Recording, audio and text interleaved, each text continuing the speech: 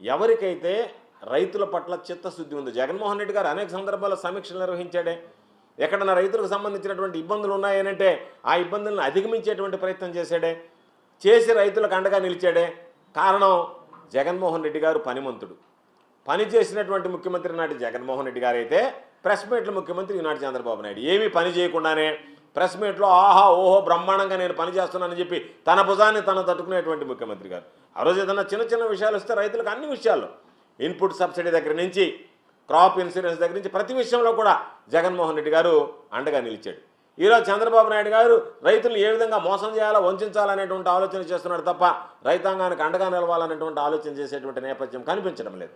అదేవిధంగా ఎక్కడన్నా చిన్నపాటి సమస్యలు వచ్చినా, వర్షాలు వచ్చినా, వరదలు వచ్చినా రైతులకు సంబంధించి ప్రతి విషయంలో కూడా రైతులను ఆదుకోవాలనేటువంటి ఆలోచన చేసినటువంటి వ్యక్తి జగన్మోహన్ రెడ్డి గారు అయితే చంద్రబాబు నాయుడు గారి పరిపాలనలో రైతులు అధోగతి పాలయ్యేటువంటి పరిస్థితి ప్రమాదం ఏర్పడింది. కాబట్టి ఈయన చెప్పాడు, నాదెళ్ల మనోహర్ గారు చెప్పారు, సినీ నటుడు పెట్టినటువంటి పార్టీ కదా, ఆ పార్టీలో ఉన్నాడు కదా, అందుకని మీరు ఎవరన్నా హాయ్ అని చెప్పి పంపిస్తే ఆ హాయ్ అని వచ్చిన వెంటనే రైతుల దగ్గర ధాన్యం కొనుగోలు చేస్తానన్నారు.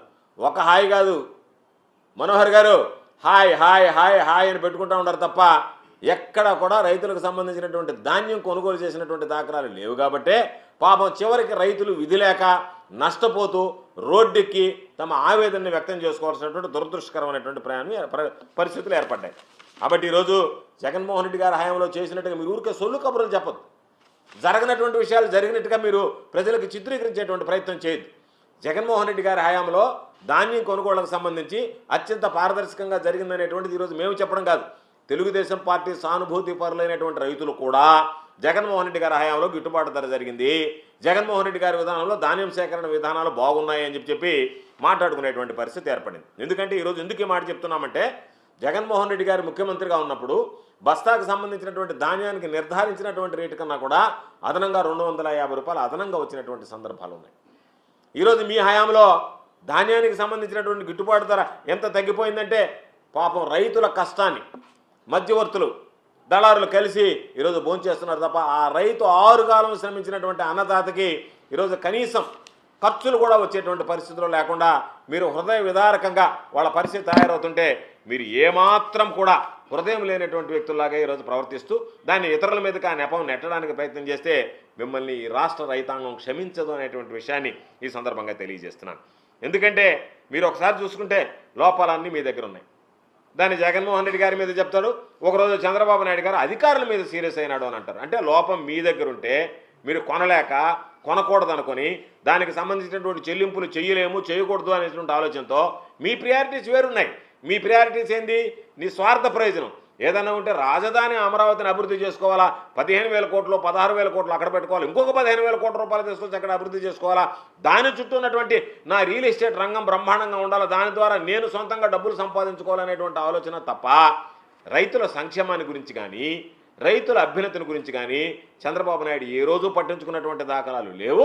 ఈరోజు కూడా చంద్రబాబు నాయుడు అదే విధంగా ప్రవర్తించేటువంటి పరిస్థితి ఏర్పడింది. మీరు ఉద్యోగుల గురించి ఎందుకు మాట్లాడతారు? మీకు చిత్తశుద్ధి లేనప్పుడు ఉద్యోగులకు చిత్తశుద్ధి ఉండాలని చెప్పి ఎందుకు కోరుకుంటారు? యథారాజా తదా ఉద్యోగి అన్నట్టుగా ప్రభుత్వం తీసుకునేటువంటి నిర్ణయాలు ఏ విధంగా ఉంటాయో, ప్రభుత్వం యొక్క ఆలోచన విధానం ఏ విధంగా ఉంటుందో దాని ప్రకారం ఉద్యోగులు పనిచేస్తారు తప్ప మీకు భిన్నంగా ఉద్యోగులు పనిచేయరు. ఒకవేళ మీకు భిన్నంగా ఉద్యోగులు పనిచేసినా మిమ్మల్ని వాళ్ళని అక్కడ పని చేయించేటువంటి పరిస్థితి మీకు ఉండదు, వాళ్ళని పని చేయనిరు మీరు. కాబట్టి మా హయాంలో ఇదే అధికారులు పనిచేశారు, మీ హయాంలో ఇదే అధికారులు పనిచేస్తున్నారు. మా హయాంలో అధికారులకి మా ప్రియారిటీస్ చెప్పాం, మా ప్రాధాన్యత చెప్పాం. రైతులకు సంబంధించి ఇటువంటి నిర్ణయాలు తీసుకోవాలన్నాడు ముఖ్యమంత్రి గారు, సమీక్షలు నిర్వహించారు. ముఖ్యమంత్రి గారు దిశానిర్దేశం చేశాడు జగన్మోహన్ రెడ్డి గారు ఆ రోజు ముఖ్యమంత్రిగా. కాబట్టి ముఖ్యమంత్రిగా జగన్మోహన్ రెడ్డి గారికి రైతుల పట్ల ఎంత చిత్తశుద్ధి ఉంది అనేటువంటిది ఉద్యోగులు గమనించారు కాబట్టి, గుర్తించారు కాబట్టి, గ్రహించారు కాబట్టి రైతుల పట్ల అదేవిధంగా ఆనాటి ఉద్యోగులు పనిచేశారు. ఈరోజు మీకు రైతుల మీద చిత్తశుద్ధి లేదు కాబట్టి రైతులు అధపాతాళానికి వెళ్ళిపోతున్నా మీరు వాళ్ళ గురించి పట్టించుకోలేదానికి కానీ, రైతులకు పాపం అధపాతాళానికి పోతున్నారే, ఏదైనా విధానంలో పొరపాటు ఉంటే వాళ్ళని అడ్డుకొట్ట వేసి మనం ఆదుకోవాలనేటువంటి ఆలోచన మీకు లేదు కాబట్టి, మీరు పట్టించుకోవడం లేదు కాబట్టి ఉద్యోగులు కూడా మిమ్మల్ని వదిలేయడం జరిగింది. మీకు శ్రద్ధ ఎక్కడుంది? రైతుల మీద ఎక్కడ శ్రద్ధ ఉంది మీకు? మీరు ఒక్కొక్క నెల ఒక్కొక్క సమస్య తీసుకోవడం, వ్యక్తిత్వ హననాలకు పాల్పడటం, ఈరోజు ఈ సమస్య, రేపు ఇంకొక సమస్య, రేపు ఇంకొక సమస్య, దాని ద్వారా రైతులకు సంబంధించి కానీ ప్రజలకు సంబంధించి కానీ వాళ్ళ దృష్టి మరలించి సంక్షేమ కార్యక్రమాలు కానీ సమస్యల పరిష్కారానికి కానీ ఎక్కడ కూడా అవకాశం లేకుండా మీరు ఏ రోజుకు ఆ రోజు తప్పించుకుంటూ కాలయాపన చేస్తూ వెళ్ళేటువంటి దానిలో భాగంగానే ఈరోజు రైతుల్ని వ్యవసాయాన్ని కూడా హననం చేసేటువంటి కార్యక్రమం, నిర్లక్ష్యంగా వ్యవహరించేటువంటి కార్యక్రమానికి మీరు శ్రీకారం చుట్టడం జరిగింది. ఈరోజు మద్దతు ధర రావడం లేదు అంటే దానికి ఎవరి మీద వైఫల్యాలు ఇచ్చి మీ అనుకూల మీడియా మీద కథలు రాయించుకున్నంత మాత్రాన్నే మీరు చేసినటువంటి తప్పులు, మీరు చేసేటువంటి పాపాలు తొలగిపోవు. రైతులు మిమ్మల్ని క్షమించరు. రైతులు మీరు చెప్పిందల్లా వింటారు అనుకుంటే అంతకన్నా పొరపాటు ఇంకోటి ఉండదు. జగన్మోహన్ రెడ్డి గారి హయాంలో పంట వేసిన వెంటనే ఈ క్రాపింగ్ చేశాం. ఏ పంట వేశారో నమోదు చేశాం. దాని ప్రకారం దానికి సంబంధించినటువంటి ఆర్బీకేల ద్వారా కొనుగోలు ప్రక్రియ చేశాం. ఆర్బీకేల ద్వారా కొనుగోలు ప్రక్రియ చేసేటప్పుడే ఎంత పంట వేశారనేది ఈ క్రాప్లో వచ్చినటువంటి దాని ప్రకారం ఆ పంట హార్వెస్టింగ్ ఎప్పుడు వస్తుంది, ఆ హార్వెస్టింగ్కి సంబంధించి గిట్టుబాటు ధర కల్పించడానికి ఎటువంటి చర్యలు చేపట్టాలనేటువంటి ఒక చక్కటి ప్రణాళిక అనేటువంటిది ఉన్నది. కాబట్టి జగన్మోహన్ రెడ్డి గారు ఎప్పటికప్పుడు దానికి సంబంధించినటువంటి సమీక్షలు జరుపుతూ ఏదైనా చిన్నపాటి లోపాలు ఉన్నా వాటిని సవరించి రైతులకు సంబంధించి ఎక్కడైనా లోపాలు తలెత్తినా, ఇబ్బందులు వచ్చినా వాటిని అధిగమించేటువంటి విధంగా చర్యలు తీసుకోగలిగాడు. కాబట్టి ఆ రోజు బ్రహ్మాండంగా రైతులకు సంబంధించినటువంటి గిట్టుబాటు ధర విషయంలో ప్రభుత్వం అన్ని విధాలా సక్రమంగా పనిచేసింది. ఆ విధంగా మనం చూసాం. అయితే ఈరోజు పాపం ధాన్యం సంబంధించి నెలల తరబడి ఎదురు చూపులు చూశారు. 21 రోజుల్లో వేశాం. ఎక్కడన్నా 1-2 సందర్భాలు ఏదన్నా ఇబ్బందులు ఉంటే, సాంకేతిక సమస్యలు, మరొక సమస్య ఉంటే ఉండొచ్చు, కానీ ఎక్కడ ఇబ్బంది లేకుండా వేశాం. దానితో పాటు ఇంకొక మాట ఏం చెప్పాడు, 2019-20 సంవత్సరం నుంచి 2023-24 సంబంధించి ఆ మధ్య కాలంలో, అంటే జగన్మోహన్ రెడ్డి గారు ముఖ్యమంత్రిగా ఉన్నప్పుడు 2019-20 సంవత్సరం నుంచి 2023-24 సంవత్సరం దగ్గరికి వచ్చేటప్పటికి 18 లక్షల టన్నులకు సంబంధించినటువంటి ధాన్యం సేకరణ తగ్గిపోయింది అని చెప్పి మాట్లాడారు. కానీ మీరు చెప్పేటువంటి కట్టుకథలు ఆ విధంగా ఉంటే వాస్తవ పరిస్థితులు వాటికి భిన్నంగా ఉన్నాయి.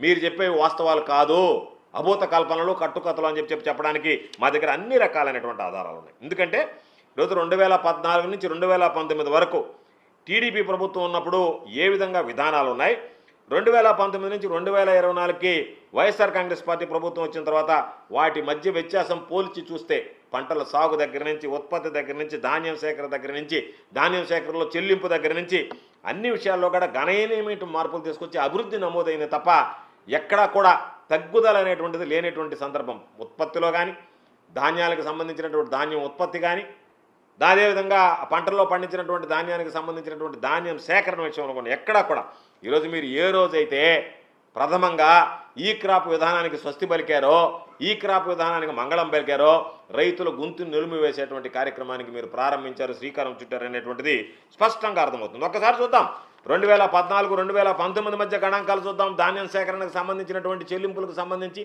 2019 నుంచి 2024 మధ్య వరకు జరిగినటువంటి ధాన్యం సేకరణ విషయాలు ఒక్కసారి చూస్తే 2019 నుంచి 2023 వరకు, అంటే తెలుగుదేశం ప్రభుత్వంలో చంద్రబాబు నాయుడు ముఖ్యమంత్రిగా ఉన్నప్పుడు మీరు 37,70,000 మంది రైతుల దగ్గర నుంచి ధాన్యం సేకరణ చేశారు. ఎంత చేశారు? దాదాపుగా ఆ రోజు మీరు చూస్తే